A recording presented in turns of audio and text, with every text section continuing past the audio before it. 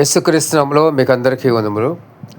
సాతాను వాడి యొక్క తంత్రములు ఏ విధంగా ఉంటాయంటే, వాడు ఎట్లా ట్రాన్స్ఫర్ అవుతాడంటే, ఒక మనిషిలో సాతాను ప్రవేశించినప్పుడు ఆ మనిషికి తెలియదు సాతాను ఉన్నట్లుగా.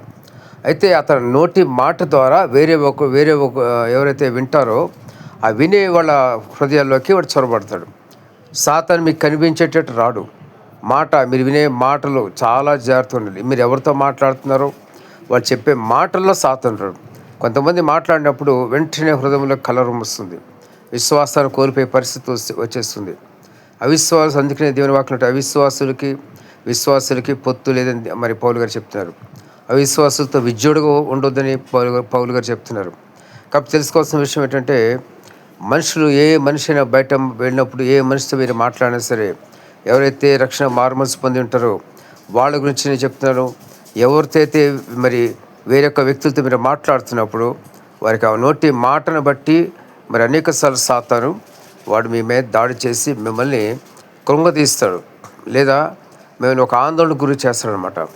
ఆందోళన పోవాలంటే మళ్ళీ దేవుని సన్నిధికి వచ్చి మొర్రపెట్టి ప్రార్థన చేసినప్పుడు ఆందోళన అంతా కూడా వెంటనే వెళ్ళిపోతుంది. అంటే ఆ దురాత్మ మిమ్మల్ని వెంటాడు, దురాత్మ వెళ్ళిపోతాడు.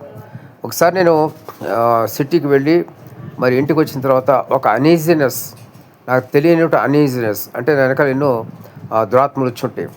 అనీజినెస్ ఉంటే ఏంది ఇట్లా అనీజినెస్ స్ట్రెయిన్ అయిపోయినాం అనుకున్నా. అలా మరి ఇంటికి వచ్చిన తర్వాత కొంచెం రిలాక్స్ అయ్యాను.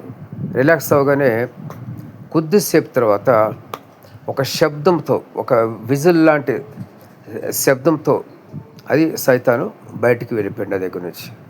అప్పుడు రిలీఫ్ వచ్చింది.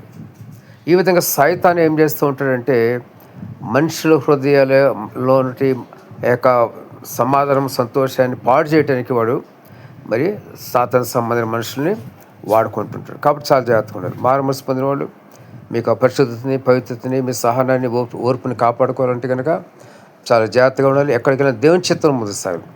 దేవుని చిత్తంలో ముందుకు సాగితే సాతాను వాడు తంత్రములకు ముందుగా దేవుడు అణిచివేస్తాడు. ఎక్కడ కూడా మీకు ఎటువంటి మాట ద్వారా ఎటువంటి సాతాను క్రియ మీ పైన పనిచేయదు.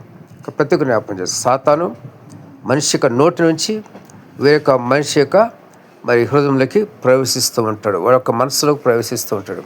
వాళ్ళని కలవర పెట్టవచ్చు, కలత పెట్టవచ్చు, లేకపోతే వాళ్ళకు వాడు మరి చనిపోయే పరిస్థితులు కూడా తీసుకొస్తాడు. ఇలాగనే ఒక కుటుంబంలో ఒక స్త్రీకి ఆ తల్లి చెప్పిన మాట ఏంటంటే, నీకు పెళ్లి చేయలేకపోతున్నామే అనే ఒక మాట తల్లి.